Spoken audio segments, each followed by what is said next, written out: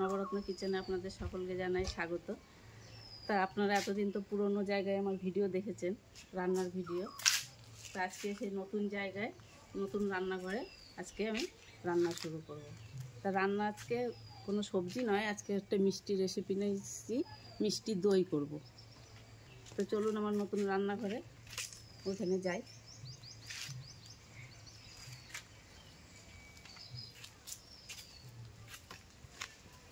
আমাদের নতুন রান্নাঘরে আজ থেকে রান্না শুরু হচ্ছে। দেখুন আমাদের রান্নাঘর কমপ্লিট।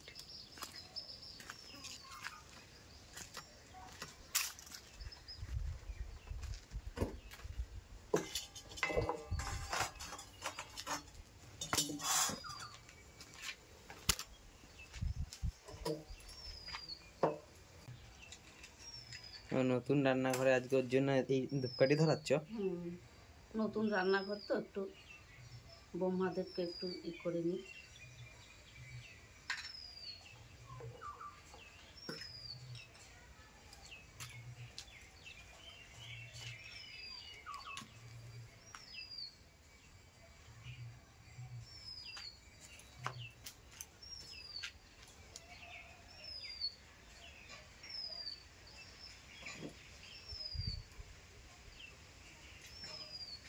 তো নতুন রান্নাঘরে আজকে আমি প্রথমে নতুন রান্নাঘরে একটা মিষ্টি দই রেসিপি বানাবো।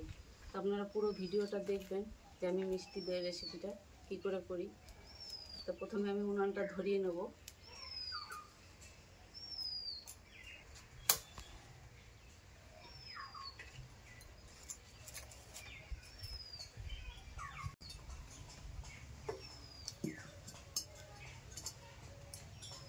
প্রথমে আমি কড়াইটা বসিয়ে দিলাম।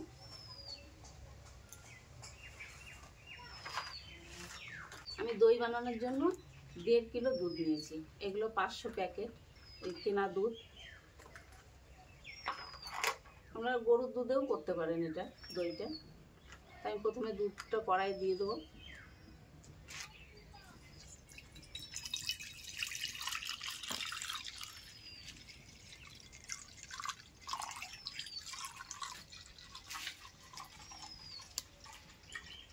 এখন নতুন রান্নাঘরে মা ভিডিওগুলো সবাই দেখতে ভালো লাগবে। তখন একদিক থেকে ভিডিও করা হতো তো, আর আমার ঘাড় ঘুরিয়ে ঘুরিয়ে কথা বলতে হতো তো, সাইড থেকে ভিডিও দেখতে পেতেন। এখন সামনাসামনি দেখতে পাবেন। এখন জায়গাটা বড় হয়েছে।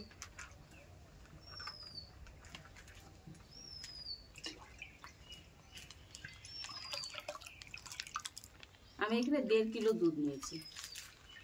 আমার 1.5 কিলো দুধ ওই হাঁড়িটাতে ধরে যাবে? হাঁড়িটা না ধরলে অন্য জায়গায় একটা দিতে হবে। এটা 1.5 কিলো দুধটা আমি জাল দিয়ে 1 কিলো করবো।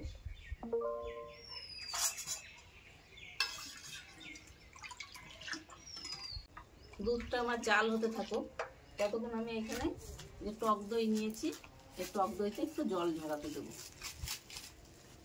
এরকম একটা ছেঁকনি নিয়েছি, এতে দইটা আমি ঢেলে রাখবো। দইয়ের যে জলটা থাকে সেই জলটা ঝরে যাবে।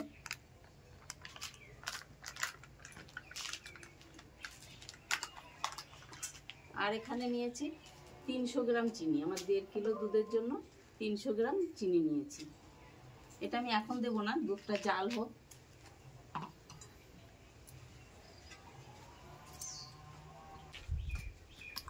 দুধটা ফুটতে শুরু করছে, তো অনবরত দুধটাকে এরকম করে নাড়তে হবে। দুধের উপরে সর পড়লে দই ভালো হবে না, এরকম করে নাড়তে হবে। আর দুধের উপরে সর পড়ে গেলে দইটা ভালো হবে না।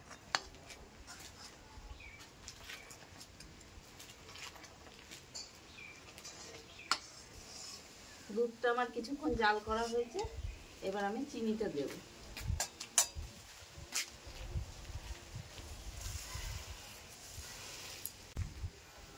এবার আরো কিছুক্ষণ আমি এটাকে জাল করব। জাল করে দুধটাকে ঘন করে নেব।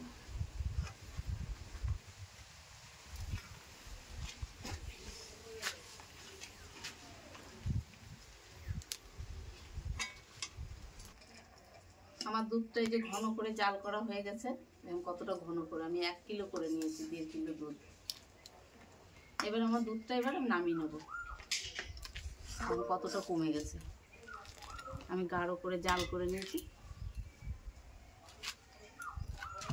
আর দেখুন আমি যে দইটা রেখেছিলাম ছাঁকনিতে, দেখুন কতটা জল বেরিয়েছে। এই জলটা ফেলে দেবো।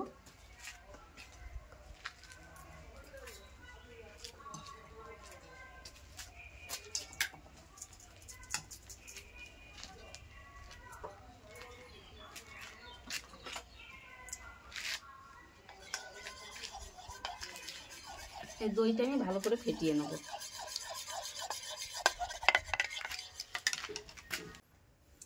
এই যে আমার দুধটা ঠান্ডা হয়ে গেছে, আর এই যে দইটা ফেটিয়ে রেখেছিলাম টক দইটা, এটা এর মধ্যে কিছুটা দিয়ে দেবো। আর এই যে বাকিটা আমি এই হাঁড়ির মধ্যে দেব।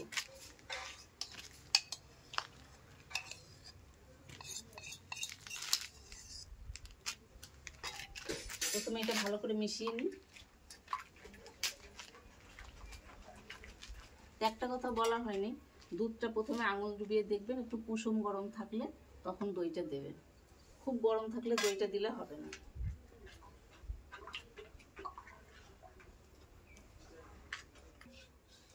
আমি এই দইটা হাঁড়ির চারপাশে ভালো করে লাগিয়ে নেব।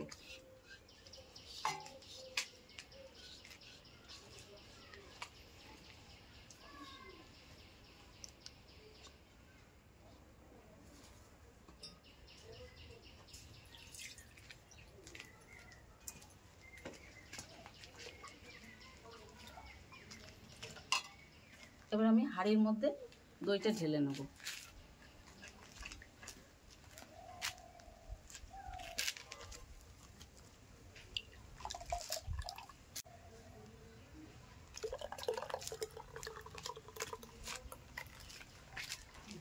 ধরবে না হাঁড়িতে, একটা হাঁড়িতে ধরে গেল না। যে আমি এই যে দুধটার মধ্যে ঢেলে নিয়েছি হাঁড়িতে, এটা আমি ঢাকা দিয়ে 8 ঘন্টা রাখবো। এটাকে আমি এরকম ঢাকা দিয়ে একটা কম্বল একটু গরম জায়গায় রেখে দেবো। এটা ঢাকা দিয়ে 8 ঘন্টা রাখার পর তারপরে আমি খুলে 2 ঘন্টা ফ্রিজে রাখবো। তারপরে আমি দইটা খুলে দেখবো। আজকে তো আর হবে না, কালকে আপনাদের দেখাবো খুলে দইটা কেমন হয়েছে। তো চলেন যাই, এটা এখন রেখে দিই ঘরে। কালকে দইটা রেখেছিলাম আমি 8 ঘন্টা ওই কম্বল চাপা দিয়ে, তারপরে বের করে আমি ফ্রিজে রেখেছিলাম 3 ঘন্টা। দইটা নিয়ে চলে এসেছি, দেখুন আমার দইটা কেমন হয়েছে।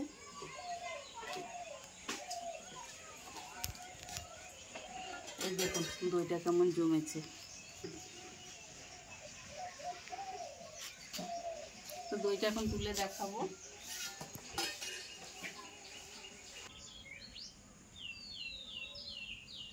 দেখুন আমার দইটা কত সুন্দর হয়েছে। তা আপনারা এরকমভাবে বাড়িতে বানিয়ে নিতে পারবেন খুব সহজেই। মিষ্টি দই কত সুন্দর হয়েছে দইটা। তো আপনারা এরকম খুব সহজেই বাড়িতে মিষ্টি দই বানিয়ে নিতে পারবেন ঘরেতেই কম উপকরণে। তা আমার এই মিষ্টি দইয়ের রেসিপি যদি আপনাদের ভালো লেগে থাকে তাহলে আমার চ্যানেলটাকে সাবস্ক্রাইব করে আমার পাশে থাকবেন। ধন্যবাদ।